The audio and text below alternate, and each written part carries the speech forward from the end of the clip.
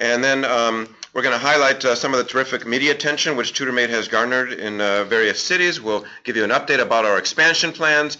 Then we've invited one of our favorite TutorMate teachers to share her thoughts about TutorMate and about teaching at-risk young students in Detroit. We'll acquaint you with some TutorMate improvements planned for the coming fall, basically our roadmap. Then we would like to recognize some of our exemplary tutors and organizations for their dedication, their commitment, and their senses of humor. We'll talk a little bit about our fall timeline, and then we'll wrap up with a Q&A with our executive director and founder, Seth Weinberger. If you have to exit early, please jot down the hyperlinks noted at the bottom of this screen because you can replay this video later on and you can download the PowerPoints as well.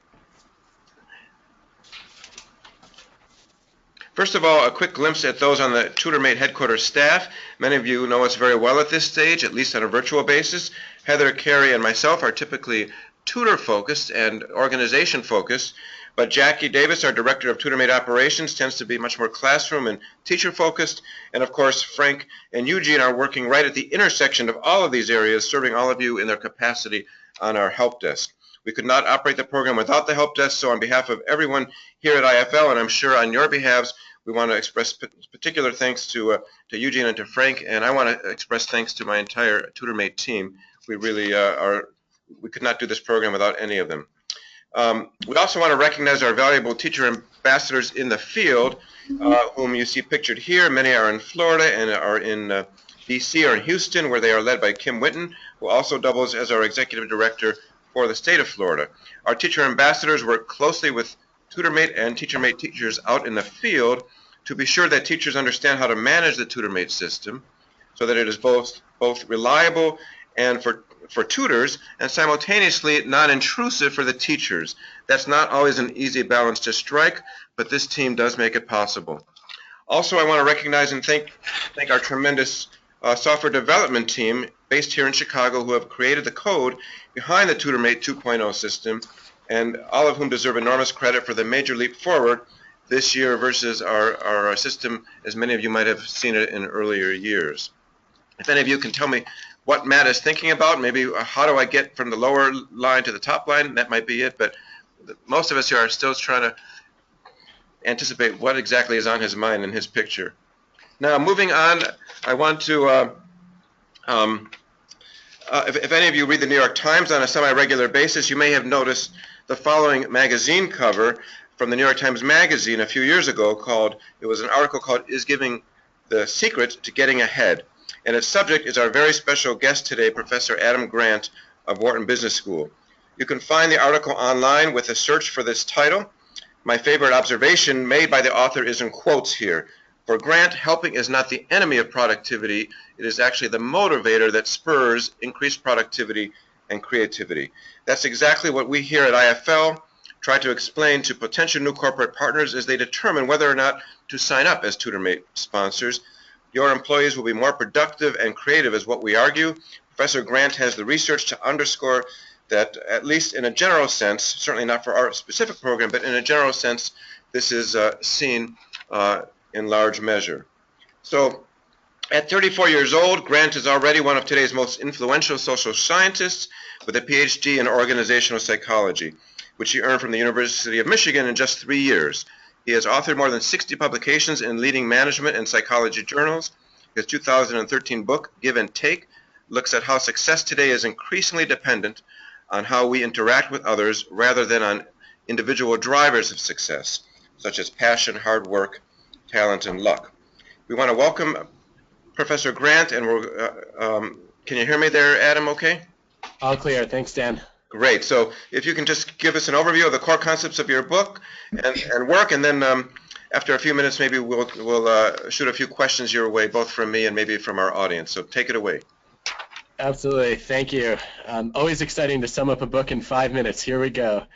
So the basic idea is around the world's cultures in every industry that's ever been studied, these 3 styles of interaction show up over and over and over again, which leads us to think there's something pretty fundamental and universal about them. On one end of the spectrum, we have people who operate like takers. They're always trying to get as much as they can from others and avoid giving back unless they have to. Takers are great at free riding, shirking, social loafing, hogging interesting, important work, dumping everything else on the people around them, and then walking away with the lion's share of credit for collective accomplishments. On the other end of that reciprocity spectrum, we have givers.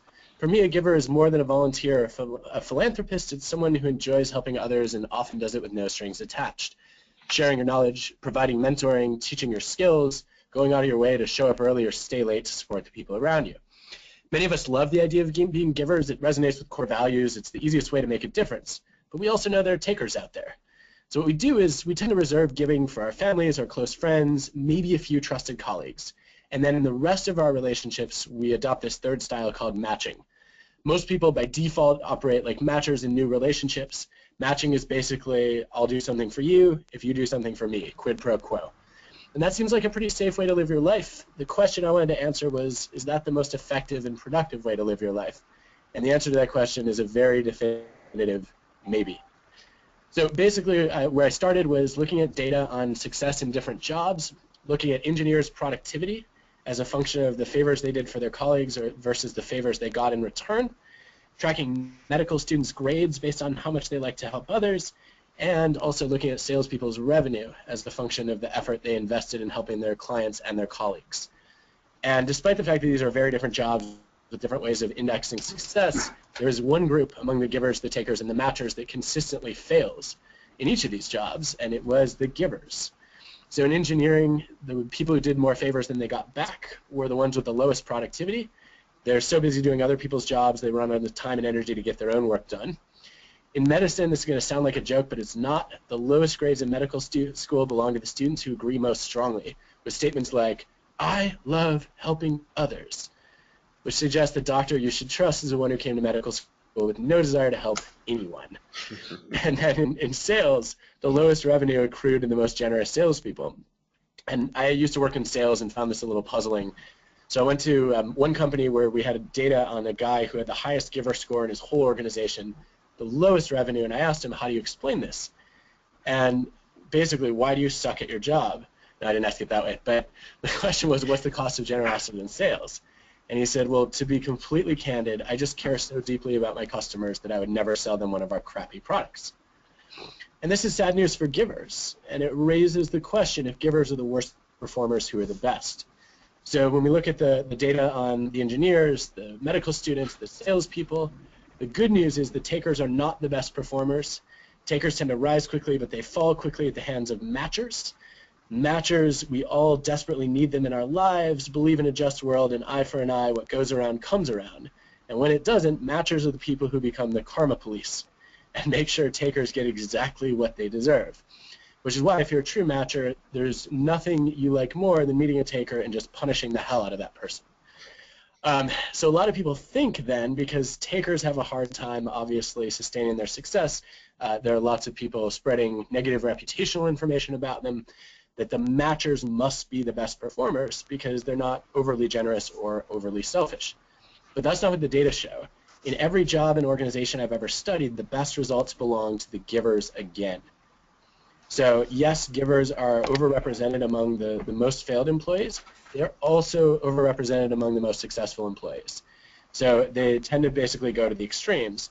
And I really wrote Give and Take to try to explain what do the givers at the top know that the rest of us takers and matchers could learn. How do they become more productive and more generous than their peers?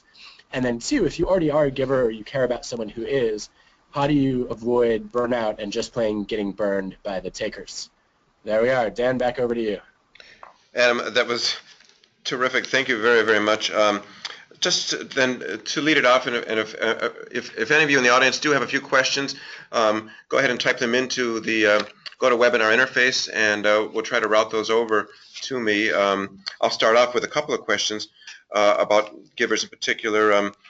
Adam, I did read your book, and I know you discussed one thing that might be of interest to our tutors in particular, something called the Rosenthal Effect or the Pygmalion Effect, which I know is the phenomenon whereby the greater the expectation placed on students, the better they perform.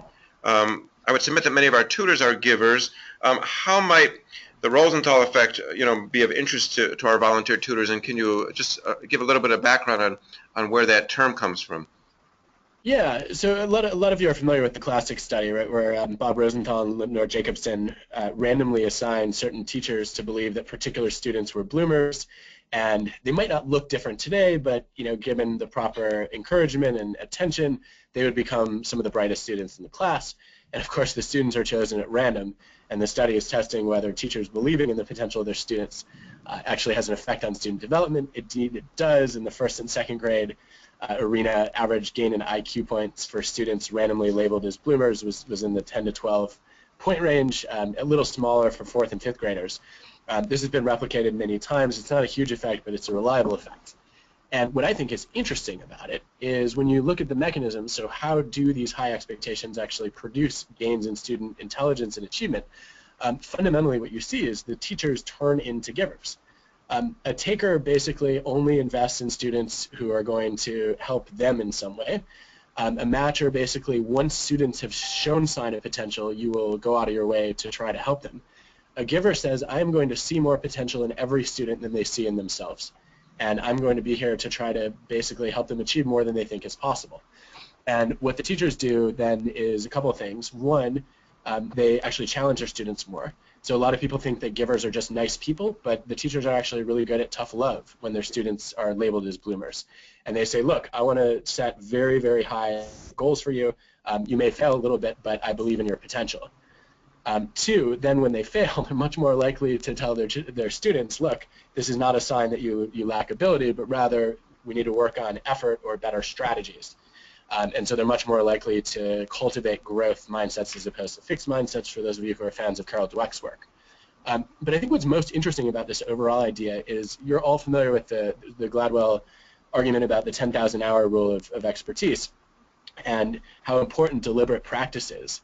So in the long run, we know that the students who achieve the most are the ones who are willing to put in the time and energy to study and to collect feedback and try to improve their skills. And where that conversation often stops is what motivates someone to practice for 10,000 hours in the first place? And the answer when you look at the data is basically having a coach or a teacher who's a giver. There's a fantastic study on this by Benjamin Bloom and his colleagues that looked at elite performers in many domains, from tennis champions to world-class swimmers to mathematicians and scientists and musicians. And rarely were the best ones by the time they were in their 20s, had they been stars early on. They were not the fastest swimmers or the best tennis players as kids, but the ones who eventually became elite, who put in all that deliberate practice, were the ones who said, I had an early coach or an early teacher who made it interesting or fun or believed in me. And I think we could probably all do a better job with that. Great. Do you think we could broaden that set of teachers and coaches to include tutors, for example, the folks who are dialed in today? Of course. That was an easy one. Yes, good. That was it. Great. One other question then about, I know you're right about the 100-hour mark of volunteering. Everyone dialed in today are active volunteers with the TutorMate program. Can you talk a little bit about I know you're right, where the range is, where giving is maximally energizing and minimally draining. There's a lot of research on the health benefits and the risks of volunteering. And when I looked at a lot of the data on this across, you had American samples, there are a bunch of Canadian data, there's some from Australia. Basically what you see is that in adult samples, volunteering an average of between 2 and 11 hours a year is associated with the greatest health and happiness. And people who volunteer less than that or more than that both suffer about equally.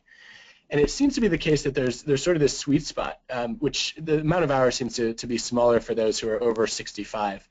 But in general, if you're volunteering 2 to 11 hours a week, it's enough to add up to feel like I am making an impact. But it's not so much that it's likely to overwhelm me or detract from other priorities I have in my life. And I think that we could probably all do a better job sort of gauging what's the right amount of volunteering, as opposed to assuming it's a good idea to be a volunteer no matter how much of it I do. Great. Questions that have been sent in. One is, can you comment on the recent article, Does It Pay to Be a Jerk, in the Atlantic Monthly? Yes, I can. Next question. No, I think it was a really interesting article. I thought Jerry Usim was extremely thoughtful in his approach, and I love when somebody takes a contrarian perspective on a question of such great significance. I was really glad to have the opportunity to clear up all of the confusion about the difference between helping other people and being nice to them, and say, look, you can be a giver and look out for other people's best interests, and constantly challenge people and give them constructive criticism. You can also be pretty grumpy and be a giver. Givers are not always happy-go-lucky Pollyannas. I think if I were to edit the article, the one change that I would make is, I think the article hangs its hat on a series of contrived lab experiments with students that last for a few minutes. Mm-hmm. And I'm a little more confident in 3 decades of data which look at studies of over 50,000 employees, showing that the amount of helping of others that you do is as important to your job performance as how well you actually accomplish your tasks. And it's also just as critical for getting promoted. So if you look at the overall effect of how good are you at your job and how much do you help others, those two contribute about equally to your likelihood of getting promoted across industries. And I think that evidence from real work organizations carries a lot more weight than some short-term experiments with students who may or may not believe the premise. Terrific. Okay, one last question, and that is, someone writes in and says, what are some of the risks associated with volunteering over the recommended time? I think this is actually something that we're still beginning to understand from a research perspective, so that the evidence is pretty nascent. My intuition is that the risks fall in a couple categories. So one is literally just pushing yourself too far, beyond the energy and time that you have available and draining your resources. A second risk is that you end up focusing on other people to the detriment of yourself, which sort of follows from the first risk. And you become self-sacrificing and altruistic to the point where you never secure your oxygen mask as you're helping others, which we know in the long term is not a sustainable recipe for even being able to continue volunteering. And then I think the third risk is sort of related to the first two. You never end up receiving. If you are constantly giving to others, one of the traps you might fall into is you never give others the chance to give to you. And I think this is always ironic that there are givers who prefer to be on the giving end of every exchange, and you can sit down with them and ask them, why do you love to give so much? And they will say, it's the greatest source of meaning in life. I feel a sense of responsibility to pay forward what I've benefited from in the past, or it just gives me joy. And I always want to, at that point, grab them and say, how could you deprive other people of that joy? Right? You have to let people in your life be givers toward you too, especially if they care about you. Mm-hmm. I think those are probably some risks to watch out for. Good point. I agree wholeheartedly too. Okay, well, I won't take up any more of your valuable day, but I want to really express sincere gratitude from everyone here at Innovations for Learning and all of our tutor community in general for joining us today, Adam, and best of luck. You just are just really a terrific beacon, and we recommend this book to everyone on the call too. And we're going to move on to the next agenda item at this point. So thank you once again very much. Thank you, Dan. Take care. Okay, bye-bye now. Okay, let's talk now about some media and some other third-party recognition which the TutorMate program has been the beneficiary of during this past year. In May, for example, President Obama launched the My Brother's Keeper Alliance to address persistent opportunity gaps facing boys and young men of color. It was a spin-off of an initiative by the same name managed by the White House over the last few years. The former CEO of Deloitte, one of our tutoring partners, is Joe Echevarria, and he was named the new CEO of the My Brother's Keeper Alliance. At the launch early this past May, President Obama put special focus on what those of us on this call already all understand, and that's that it is critical to have children reading on grade level by the 3rd grade. That was part of his remarks on May the 4th at Lehman College.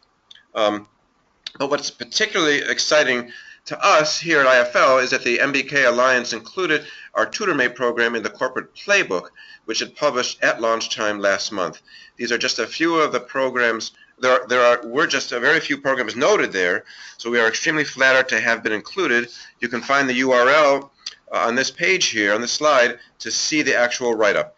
Please feel free to share it with your friends who are working at large employers where TutorMate is not currently offered, because we think it will be of interest to a growing number of corporations. I also want to mention that we had terrific news coverage in South Florida on TV news in the Miami-Fort Lauderdale area. Here, Fort Lauderdale firefighters came to visit their tutored students at the end of the year meetup event, which many of you have been on yourselves. Ladies and gentlemen on this call, I sometimes hear the comment, my schedule is way too unpredictable for me to find 30 minutes a week to tutor a student. Yet obviously, even firefighters, as we see here, can participate as weekly tutors. And candidly, it's hard to imagine folks whose job tends to be less predictable. So anyone who might be skeptical about whether or not you can find the time, please keep in mind this fine example of volunteer tutors from the Fort Lauderdale Fire Department. Moving to Columbus, Ohio, we also launched TutorMate in Reynoldsburg, Ohio this past year outside of Columbus for the first time. JP Morgan Chase Bank and quite a few other companies recruited an enormous number of local Columbus, Ohio tutors. TV News locally got wind of their year-end visit, and they aired a terrific story featuring Liz Gilliand and her fellow tutors from Chase. I urge all of you to check out this story. You can find the hyperlink here. As Liz is quoted as saying, as soon as I heard her little voice, I fell in love with her, and we just hit it off from day one. That's a sentiment we hear a lot. Moving on to Houston, we launched TutorMate in Houston this last year in collaboration with Houston ISD and its wonderful Read Houston Read initiative. Through this program, and the district put out a loud call for volunteer reading tutors, both online and actually face-to-face as well. Those who chose the online route were routed to the TutorMate program, and we grew to almost 300 tutors starting from zero, which is a terrific ground-up start. It's really a record here at IFL. Congratulations to all of our tutors on this call from Houston. We really applaud all of you for signing on. Here is the Chronicle newspaper's editorial, which issued a call for tutors in September of this year. Hats off to the spirit of giving readily apparent in Houston. Moving on to some of our district and organizational partners now. I want to mention that we've really grown our TutorMate program over the last year. We were at about 57 about 2 years ago. Last year, at this time, we ended up the year at around 75 organizations, and this year we're at about 110. It's a great accomplishment. We do continue to see growth each year, and all of you talking to your friends and colleagues are what makes that possible. Here is a very quick list of all the tutoring organizations thus far. Actually, a few others are not have been recruited in the last few weeks, but they're not shown here because we really haven't. We're really showing organizations that we're tutoring this year, but we do welcome some other folks organizations that have signed on just in recent weeks. And then you can see we hit actually about 110. Some of the ones that are identified in blue here are particularly supportive organizations that had 40 or more tutors. I also want to give special recognition to about 16 organizations where we really received a terrific level of grant support. We are a nonprofit, as all of you know. We do depend on our grant support to help us close some of the gaps between our annual operating costs and what we take in. Obviously, we do think that we'll get there in a few years. We're not there yet, but our ability to scale quickly should allow us to amortize some of our fixed costs across more schools and with more tutoring organizations on board who support our work. Special thanks, and as I said, and recognition goes to these 16 organizations who funded us during this past school year at a level equal to or in excess of $5,000. Those of you who are employed by these fine organizations, please do let your management know how grateful all of us here are for that excellent and amazing support. The next up is really a quick map of where we are across the country. This is our plan map for the fall of 2015. It includes all of our cities from this current year, but we're adding one additional city for certain in the lower left there in Southern California in the Santa Ana Unified School District. So we expect to be at about 14 metro areas this coming year. Some of these cities do have multiple districts involved in the program, such as Seattle, and Phoenix. We do have a few other cities that are contemplating adding TutorMate this coming year. Atlanta is a possibility, for example, or Columbus City Schools itself. But the word isn't in just yet on some of those. But we are excited to have all of these other districts back. We had about a 50% growth overall in our TutorMate head count this past year, exceeding 2,500 tutors for the first time. We're very excited to see if we can replicate these trends, which would then at that growth level we would probably top over 3,500 tutors this coming year. So again, help us spread the word to see if you can help us achieve that by inviting some of your colleagues and friends who work for large employers to join the program. You can see as well a comparison year over year from this year versus the last year, where we ended up at around 1,700 tutors. A special shout out now to 3 new cities and to 2 new districts in existing cities for this past school year. Columbus, Dallas, and Houston joined the program, as I mentioned, certainly in the Columbus and Houston case, but I also want to single out Dallas has joined this year for the first time. And then in Phoenix, we added Glendale Schools, and in Seattle, we added Highline Public Schools. We're immensely grateful to all of you who are tutors in these cities, and we want to express a special welcome to those communities and to these new districts, as well, of course, to our veteran cities.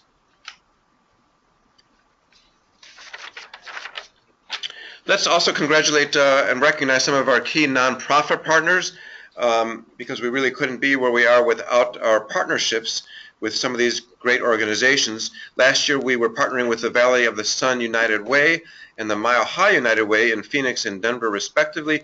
Both partnerships have grown tremendously. Many of you were recruited to the program through their efforts. Thank you everyone for participating, and thank you too to the incredible staff at both organizations. We've also added some new United Way partnerships and continue to partner with other great agencies. I want to single out United Ways in Detroit, in Southeast Michigan in particular, and also in Columbus, who were recruiting tutors for the very first time this year and plan to continue that in the year ahead. So also we need to recognize the Denver Public Schools Foundation through their great support and partnership, now moving into 3 years, the Commit Partnership in Dallas, just finishing its first year, and also the first year with the Barbara Bush Houston Literacy Foundation. All of these great partnerships have been very, very instrumental to our work.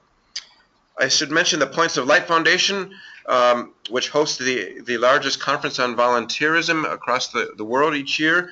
It will have its annual conference in Houston this year in October, and I'm pleased to say that there's a breakout session about TutorMate for the very first time at that conference. We hope to see some of you at that conference. We hope you can attend. It's really a terrific event. And I, of course, mentioned finally that earlier that we were included with the My Brother's Keeper Alliance in their corporate playbook, so we include them on this PowerPoint as well. Now I'm going to turn the floor over to Kerry Zakon, who is our National TutorMate Manager, and he's going to moderate the next exciting section of the program where we will meet our Teacher of the Year. Kerry, please step in. All right, thanks, Dan. So I want to offer my full appreciation and gratitude for the commitment our tutor force brings each and every week. And even after 13 years at Innovations for Learning, I'm still in awe at the willingness of our ever-growing list of employer partners and tutors that give their time. This time makes a significant impact, and we are truly in this together, so a big thanks there. So this is the part of the program where we take a moment to recognize our hardworking and passionate teachers. TutorMate exists to support the most important people in that process, and that is the teachers that help the students learn to read. And in that, I want to introduce Miss Suzanne Ledda, second grade teacher at Bennett Elementary in Detroit, and her committed tutor force was Quicken Loans. She's taught in Detroit Public Schools for 24 years, and she's a truly passionate individual who loves to inspire and motivate her students. She has been very effective in implementing the TutorMate program, and we would love to honor her service here. So in that, hi Mrs. Ledda, you there? Yes, I am. Thank you very much for having me. Thanks for coming. So to start, please give us a little background about yourself and where you've taught, and also tell us a little bit about the students you work with at Bennett. Okay, well, as you said, I've been teaching in Detroit Public Schools for 24 years. I've taught kindergarten, first and second. At Bennett, the population is about 89% Hispanic. We have about 100% of our students get reduced or free lunches. Let's see. This program has been amazing to me. This is my second year with TutorMate. Actually, I was in a unique situation where last year I taught first grade, and this year after starting I moved up to second grade, so I pretty much had my entire student class from last year again this year in second grade.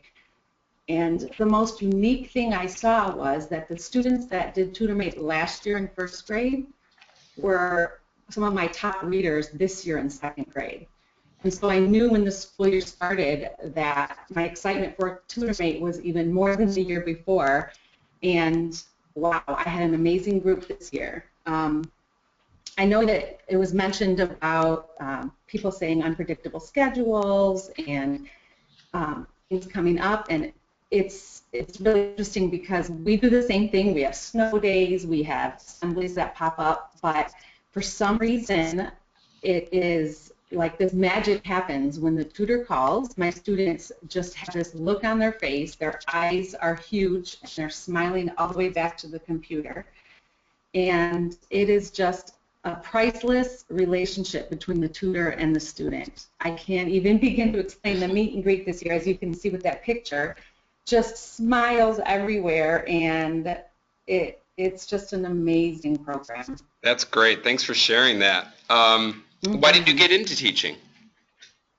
You know, I was one of those kids that used to play teacher in school growing up, and it was just kind of, I knew I always wanted to be a teacher. There was really nothing else. I knew I was meant to be one. I love people, love children, and I still can't believe I've been in DPS for 24 years, but it's just this reward that is like no other, I guess.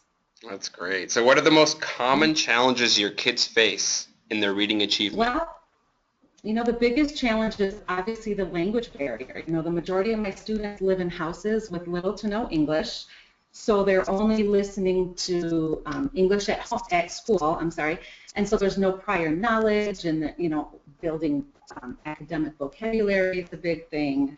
And that's the one thing that I truly see with the TutorMate is the increase in conversational skills. Like, I hear the kids who are usually so quiet because they're still learning English, and they go back to the TutorMate computer, and they're in a safe environment, and it's one-on-one, and the communication between the two and the vocabulary, and they're laughing because there's a lot of games with TutorMate that the kids really enjoy, and their skills start to improve, their confidence is, it just starts to soar, and then ultimately their reading scores start to improve because their self-esteem, and it's just like this whole package that I see come to life. Thanks. I think that's really great to highlight for the tutors that are out there to hear that. So what impact have you witnessed from your students that participated in the TutorMate program, both subjectively and objectively? Well, as I was saying, ultimately they've become more proficient and productive, and I see that in their reading scores, and they will come back after the TutorMate's 30-minute session, and they'll want to make little flashcards for their sight words so that their tutor will be proud of them the next week or the week after when they're able to call in. So that's so from a classroom perspective, you know, we have a lot of tutors out there, and they probably haven't been in a classroom outside of probably the end-of-year parties, but they haven't really been in the classroom throughout the year. So what advice or insight would you like to share with the community of tutors that we have out there? It's just so important to keep trying, and like you said, things happen. We discuss this with my kids all the time. All my tutors this year were from Quicken Loans, so we looked on the smartboard, and I brought up the big building, and we, you know, talked about working and how things come up, and sometimes tutors have to cancel for meetings, but to reschedule whenever there's time. Sometimes weeks go by and they call again, and it picks up right where it left off. So I guess just to keep trying and to communicate with your teacher with questions, concerns, and I think that's why I felt so successful this year, was that my tutors and I communicated very often. Even, you know, fun, happy, silly stories, or the next 2 weeks are busy, can you call this, then whatever. Just being able to keep trying, I think, is what made it so beneficial. That's great. We're really honored to have you as one of the TutorMate teachers, and Quicken Loans should be very grateful to have you as their teacher too. So thanks, Miss Ledda, thank you. We will see you again next fall. Yes, looking forward to it. All right, thanks. Bye-bye. Bye-bye. Thank you very much, Ms. Ledda, as well. From my standpoint, this is Dan, and I'm going to just take a few minutes just to review some of our accomplishments over the past year and talk about our roadmap, and then we're going to move into some tutor recognition as well, which I know Heather Kamenier is excited to share with all of you. So by way of this past year's accomplishments, a few key highlights are noted here. Number one is we really added a terrific new activity to the whole TutorMate system called flashcards, which really helps us helps you as tutors reinforce your students' vocabularies, but also helps you try to gauge what reading levels the students are at, and gives you more confidence that that they might be at a suitable reading level, and perhaps you might adjust that.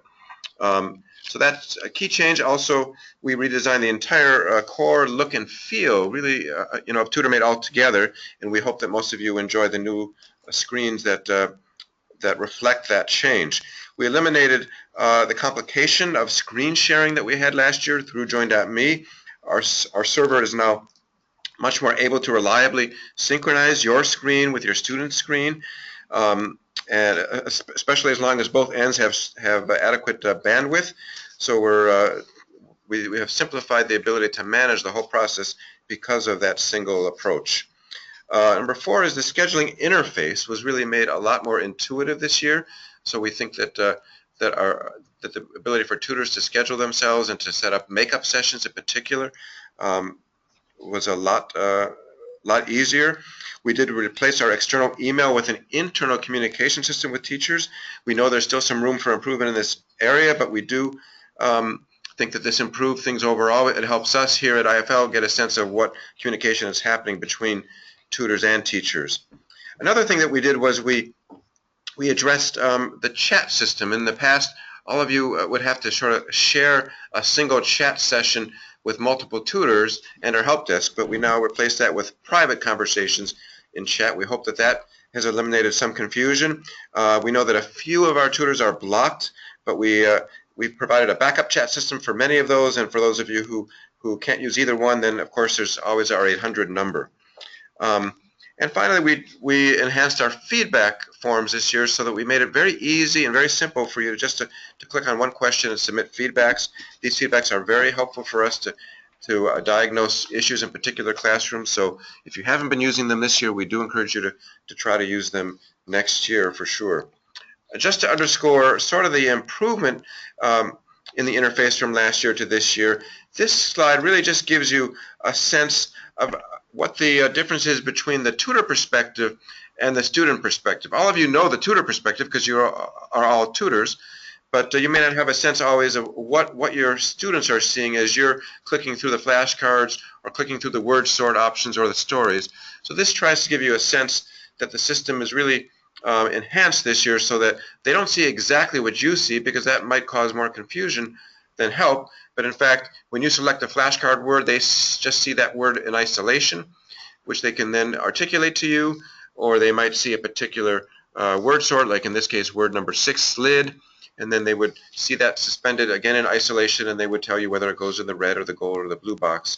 And the same concept extends into the stories at the bottom of the slide. So we do hope that this interface has met with all of your approval. Now, as far as our strategic direction, some of this will be answered by Seth in his upcoming Q&A session. A few general observations that I'll make. Overall, we want to continue to grow our nonprofit partnerships. We don't have local staff in all of our cities, nor do we have all the corporate relationships that we would love to have that are key to successful mass recruiting. So we do hope to continue to leverage our nonprofit partnerships with United Ways, with the Denver Public Schools Foundation, with Commit in Dallas, and other of the organizations mentioned earlier. We also are starting to leverage our enhanced session frequency and our feedback data that we're collecting in our new system. This, again, as I said, allows us to triage troubled rooms a lot more easily if you leave these feedbacks. Plus, we can provide you data to help you and also your companies measure volunteer hours, which can be helpful, particularly for some of the organizations which have what they call dollar for doer programs. So all of that can be collected and provided back to you in our new system. And we think that that's something we want to try to leverage a lot more broadly. We also are working to study the impact of TutorMate over time. Teacher feedback is already terrific. You just heard from Ms. Ledda a moment ago directly about her own sense of how TutorMate is impacting her students. Over 90% of our teachers want TutorMate back each fall, so that certainly is a key metric. But we also want to try to do more randomized studies because these are the gold standard, so we're laying the groundwork for that to happen as well. So stay tuned for some more information about randomized studies in the weeks and months ahead. We also want to remain focused on what we do very well here, which is our focus on early grade literacy. We do sometimes get asked to move into higher grades or to other subjects such as mathematics or for example, but we do want to stick to our knitting, as the saying goes, and instead really try to impact more kids across the country in more at-risk communities. We do have ambitious recruitment goals for this coming year, which we hope all of you can help us achieve. If we hit a home run in every city, we'd have about 4,600 tutors. That's a big leap from about 2,600 this year. But honestly, all of us would be very thrilled to come back here next year and report to you that we had about 3,500 to 4,000 tutors. Once again, contact your friends that you might know at large employers in the area who might have an interest and perhaps introduce us. Note, that our approach is to start with at least about 10 to 20 tutors from new organizations, just so that we can address our tutoring demands in what we call gulps versus sips. We're sort of a wholesale TutorMate recruitment. We're sort of a wholesale recruitment operation in that sense. This allows us to scale quickly with a small staff and manage many tutors with that same small staff. Okay, it's time now to recognize some of our most special tutors this past year. So I'm going to turn the floor over to someone that many of you interact with and know very well. She trained all of you in tutoring. Heather Kamenier, our National Tutoring Coordinator. Please take it away, Heather. Thank you, Dan. Okay, so we have many amazing tutors whom we'd love to honor, but since we don't have time to mention everyone by name, we're just going to single out a few for some end-of-year accolades. So first up, we have Jean Loston for the most dedicated tutor. Jean tutored at Sherman Elementary in Ms. Martinez's class in Houston, and she was an active tutor for 29 weeks, and she had 33 attempted sessions with about 25 full sessions. She didn't miss a single week of tutoring, so that is pretty impressive. Next up, we have Jennifer Bowman for most enthusiastic tutor. Jennifer actually tutored in Miss Ledda's class at Bennett Elementary, and I personally enjoyed reading her detailed and spirited notes after her sessions each week.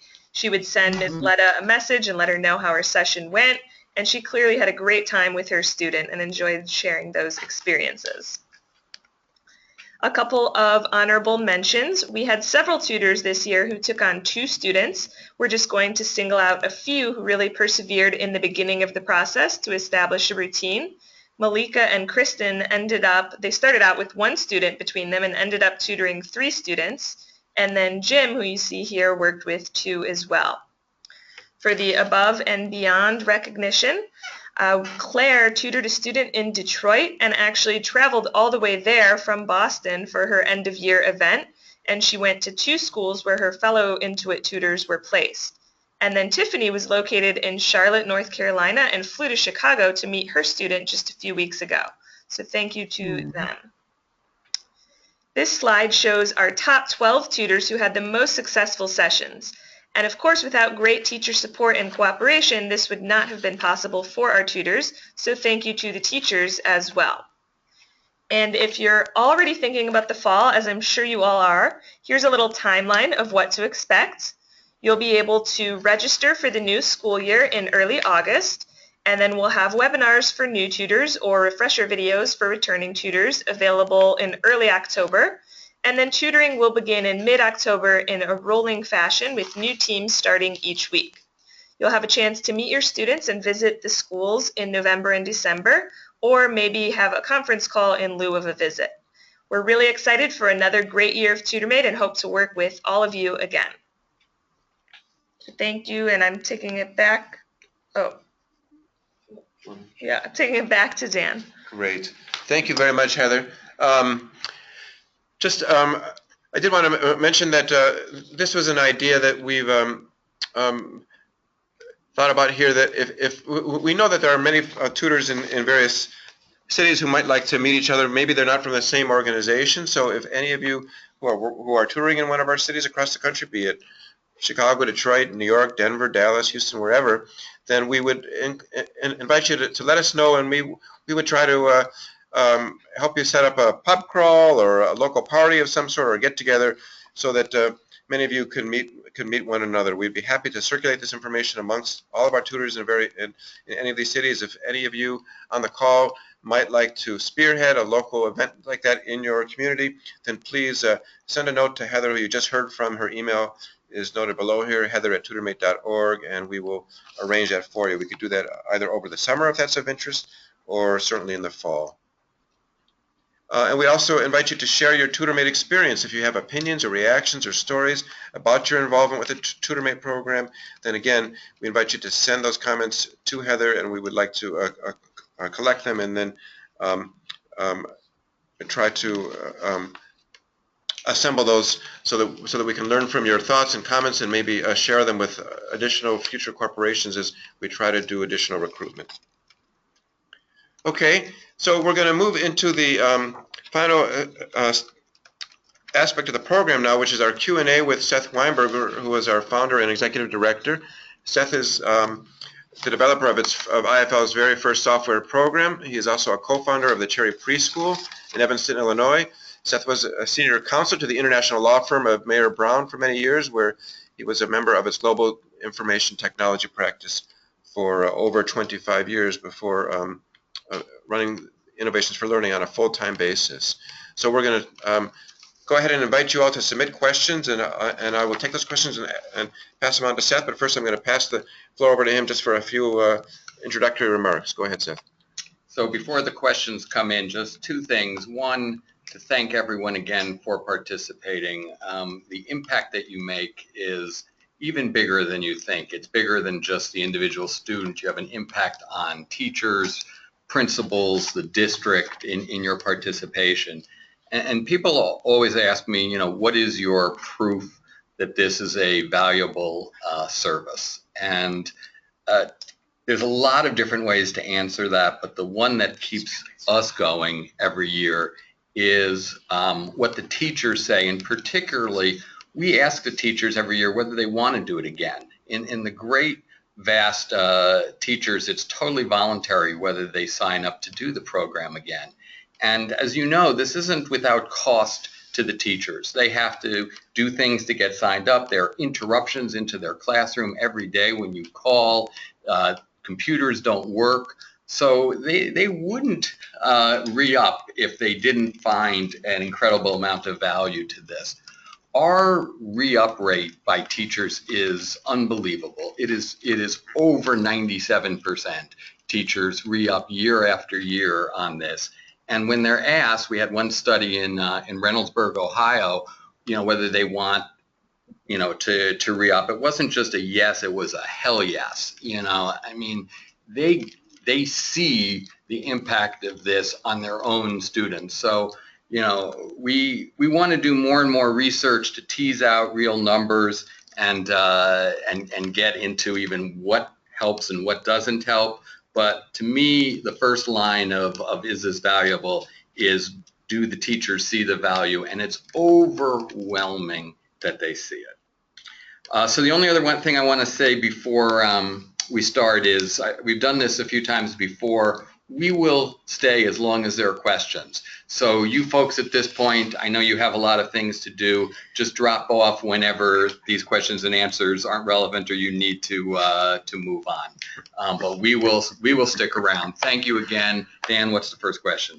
Okay. First, we did get one of our tutors, Krista Hines, I think, if I'm pronouncing it right, says that she has wrote a blog piece, so I just want to put that up here for everybody to just take a look at. If I can see it, it says, oh, I don't know if I was able to get it. Just if everyone can see, copy the, oh no, I guess, actually Krista, it's a little too hard. Krista shared a little blog post that she had written, and I thought maybe we could get that, but forget it. I don't think we'll be able to, so let me just get back here for 1 sec.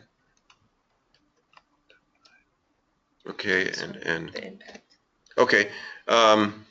Seth, would you provide more detail on how you will study impact of TutorMate on reading proficiency? What would be useful?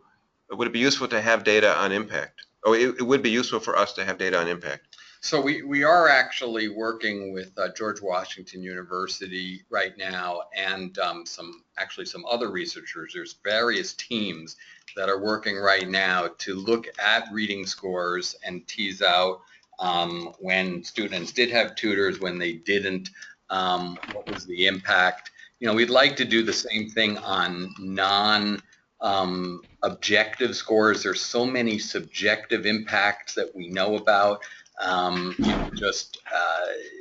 Their self-esteem, their confidence, their communication skills that grow. These are what teachers tell us, but we want to see if we can do something that will really identify it. The problem with a lot of these objective matters is you're talking about very young kids, and it's, you know, you can't really do effective interviews and surveys of them. You almost have to go through the teachers, which then are one step removed. But you know, we do get data every year from every first grade classroom. It's the dark side of too much testing of our first grade students, but the bright side is that we have a lot of data. So we are mining that data, and we will share that as these universities start giving us their information. Great. Seth, do you notice a positive difference in the attendance of students who are tutored? So the teachers have mentioned that to us as a benefit. You know, one of the quirks of our system is that the student never knows completely when the tutor is going to come. So it kind of gives them an incentive to come every day, because who knows what day their tutor will actually be on the line. Obviously, there is attendance data, so we're going to review that as well and see if we can tease that out of the data. Okay. And Bill Schreck is writing, will the program allow for higher reading levels? I topped out in flashcards with my student near the end of the year. Yes. We have been in a process for a number of years looking at higher levels, both for first graders who move up and also potentially expanding this into second grade. We've also talked about if a tutor gets to a very high level with a student and the year hasn't finished, that maybe the tutor would also work with another student that hasn't reached that level. So we have various ideas to expand. Great.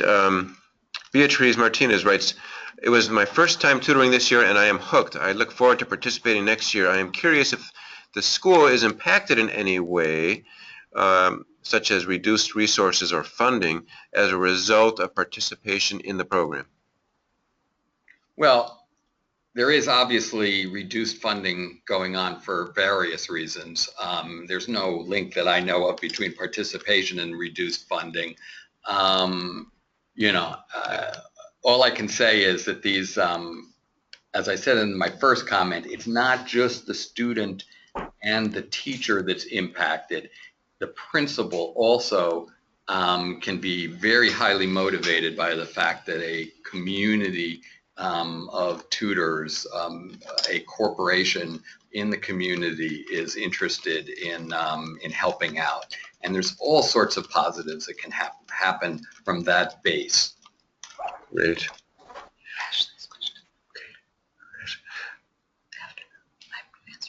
Okay.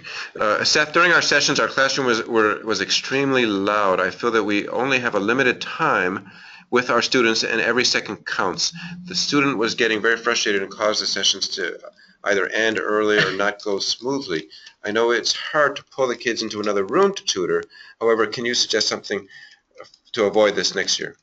So, I mean, this has been a problem for the 10 years that we've been doing this. There's really two ways of approaching this, both of which we keep trying to work on. One is through the technology itself. Can we have a better microphone headset that will cancel out more noise so that you can hear better and that they can hear you better. And we keep experimenting with both the headphone and the headset. The other is teacher training for the teacher to be better aware that noise does impact this. And, you know, some teachers are just more aware than others. Some teachers have more control of the classroom than others.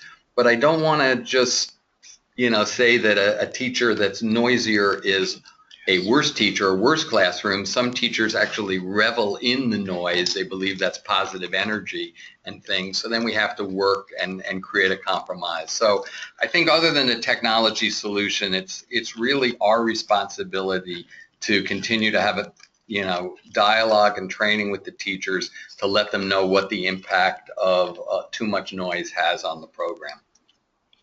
Okay. Is there any long-term data following students who have been tutored to see if they continue to benefit in later years? Yeah, so I mean, I would love that. We're challenged enough at this point to do short-term research. Someday, I hope we'll be doing long-term research that can follow students over many, many years. That would be a goal. Certainly, our mission is to have long-term impact, but that's a few years away. Okay. My experience at the meet and greet was so rewarding. I was very happy to have a positive impact on my student. This is from Deandra. Next year, will the program only tutor first graders?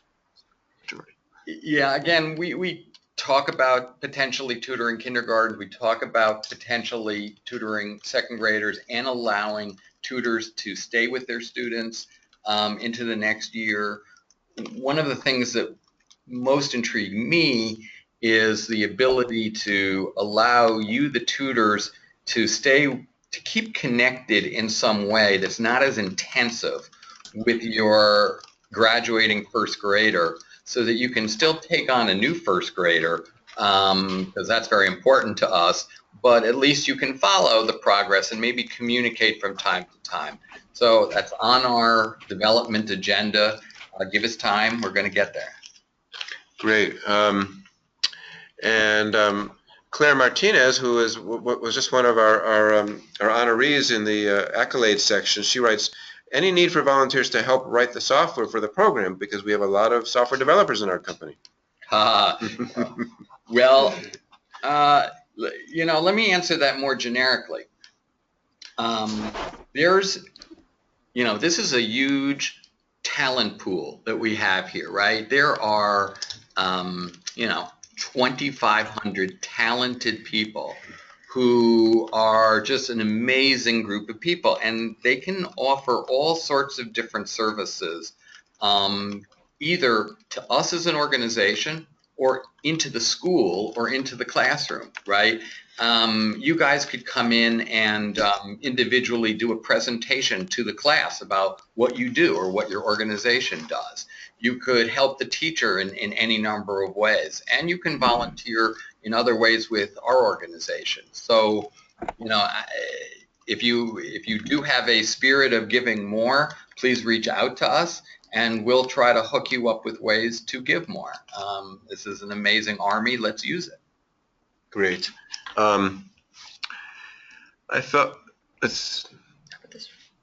would it be possible to add capability so tutors sees their history of the books which were read and the games which they played? That's a good idea. We haven't done that, particularly books that you guys read. I think that would be a great idea. We'll add that to the list today. Okay. John writes, would it be possible to have a greater variety of stories for the students to read? My student was fixated on sports, and he was very disappointed that there were not more sports stories. I would like to see more stories and have them categorized perhaps by theme. Yeah, again, that's certainly on our development path as well. There's a plethora of great content out there. It does need to be vetted. We are a vetted program, and that's part of the reason that teachers trust us. So we don't want to just be able to go into anything that's on the internet. So it does take more time to vet more material, but obviously over time we can add that. Okay. Quick question from Ashley about, she actually writes, Seth, in the Chicagoland area, how do you know which schools to reach out to for them to join this program? But, I'll just say in general, you can, it's a broad question. Actually, I can tackle that because the way we select schools varies from district to district. Certainly, we partner closely with the Denver Public Schools Foundation, and we really look to them to select the schools in Denver. In Houston, they're selected by the central office. In Detroit, they often it goes more organically from principal to principal, and that tends to be the rule oftentimes in Chicago as well.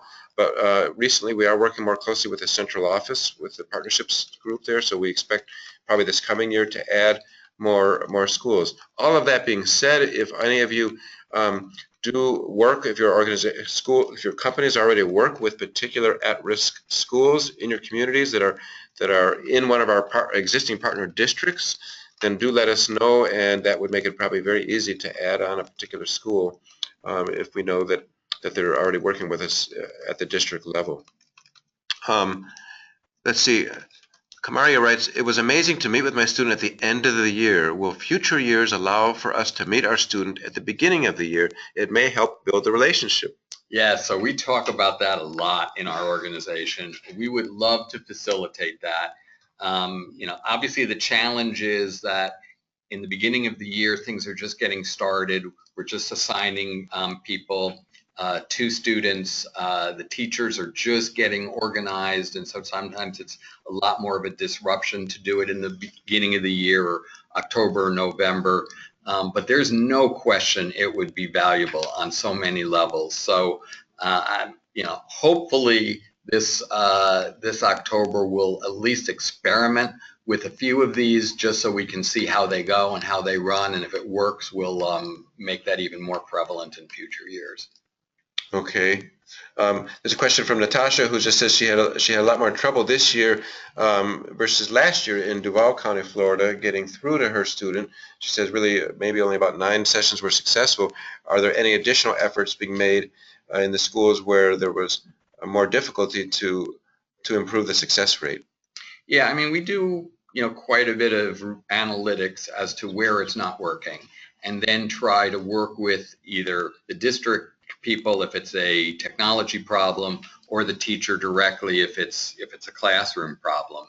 And that's a biggest part of our responsibility is to get it right from the classroom side. And we continue to evolve our processes, and it's a lot about professional development with our teachers. This is not a question, just an observation from Tamia Stewart. She says, just a comment, I participated in multiple tutoring programs, and this by far was the most rewarding and enjoyable. I especially liked the flexibility and the simplified tools. Great, thank you. Okay. We appreciate the kind words. Thank you very much, Tamia. I don't see, Jackie writes, it would be great if we could upload an image of ourselves so that the student can see a face associated with the voice when we begin our session. And I think even Claire proposed that maybe there might be a picture of a student. Yes, we've looked at it both ways so that the kid can see right from the beginning what the tutor looks like and vice versa. A little bit of a logistics issue there, but we'd like to do it. Okay. Well, I think we're at the 2:05 Eastern Time, 1:05 Central Time mark. I'll throw one more question at you, Seth, and then we'll wind it down. Sean writes, the confirmation of the sessions was very valuable. Is it possible to add the ability for emails to be forwarded to another email? Yes, we've been talking about that as well, to have an email forwarding. That's in the pipeline. Thank you, Sean. Okay. Okay, everybody. I think we're past the hour point, as I mentioned, so I want to thank every one of you for your patience and for your participation in today's webinar. Particular thanks to Professor Adam Grant and to Ms. Suzanne Ledda in Detroit Public Schools. And we wish all of you a terrific, fulfilling, and enjoyable summer, and we hope to see you all back in this coming fall for TutorMate. Thank you so much. Bye-bye now.